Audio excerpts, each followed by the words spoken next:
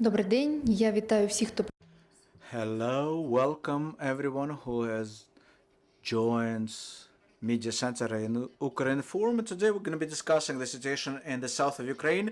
Live with us is Natalia Humeniuk, the head of the United Coordinating Press Center of Security and Defense Forces of the south of Ukraine. Natalia, hello. Glory to Ukraine. Hello. Glory to the heroes. Miss Natalia, can you tell us please how was the previous 24 hours in the south of Ukraine? The situation in our operational zone is stably tense and difficult, but controlled by our defense forces. The enemy forces are not able to advance by land. Actually, in the last 24 hours, they haven't even attempted it. But what they practice are airstrikes and artillery and missile strikes conducted against Mykolaiv, Nikopol and Marganets. Ms. Natalia, we have all seen the information that our armed forces have hit the Antoniovsky Bridge yet again. So what's the situation there? We keep ensuring the fire control over all the logistics and transport arteries of the temporarily occupied territories because we clearly understand, as well as the occupiers recognize this, that they depend on those arteries. Vitally important for them to keep bringing in the reserves and the ammunition and the military equipment. Like last week, we have destroyed more than 10 ammunition depots and the sites where the enemy military equipment was stored. However, after our strikes on the bridges, those bridges are rendered untransportable. We heard that the enemy's military command have left Kherson and are trying to relocate themselves closer to the temporarily occupied Crimea. So what's happening there? You're right. We have identified some evidence that after we started hitting their command posts at the army and brigade levels, their commanders started being relocated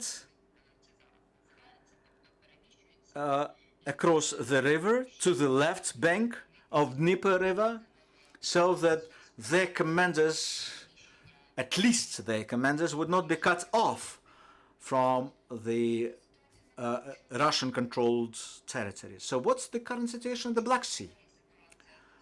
The situation of the Black Sea is quite stable and quiet. Why? Because the grain corridors are being functioning under the guarantees of the Istanbul Coordination Center.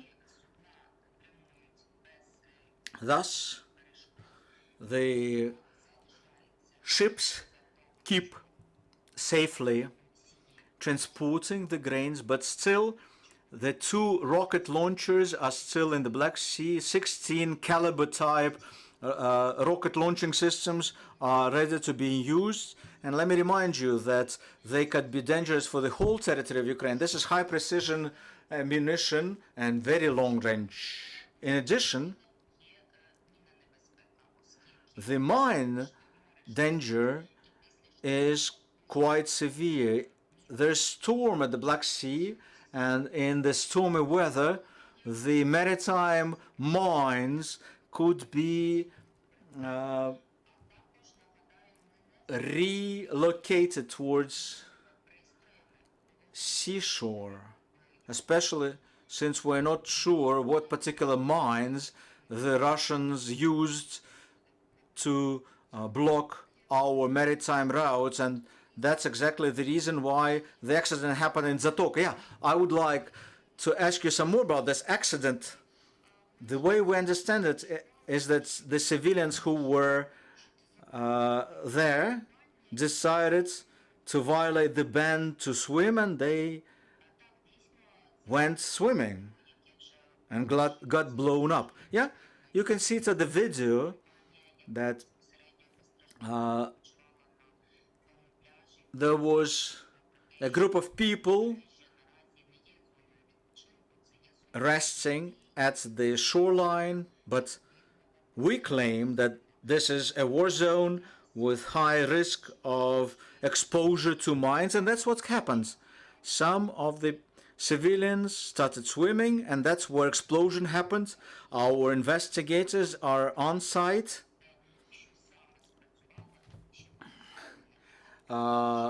So far, we are not ready with our conclusive results of that investigation. All we know is that there were two casualties because of this explosion. Colleagues, questions?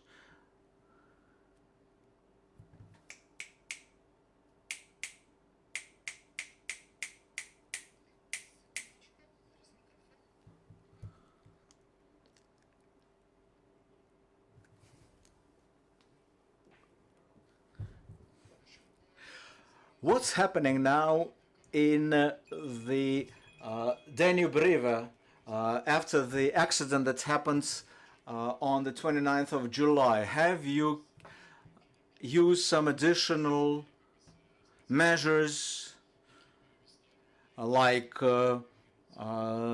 surveillance boats or ships that would be checking on the mines close to the shoreline? Yeah, the military tried to ensure the maximum possible control over the shoreline.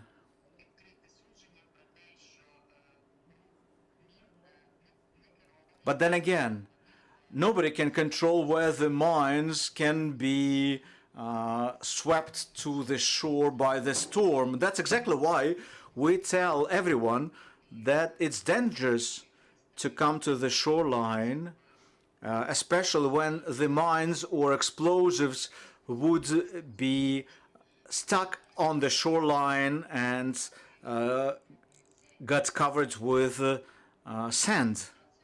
For the time being, the port authorities are trying to locate the mines close to the port facilities so that we will know whether it's dangerous to keep using them.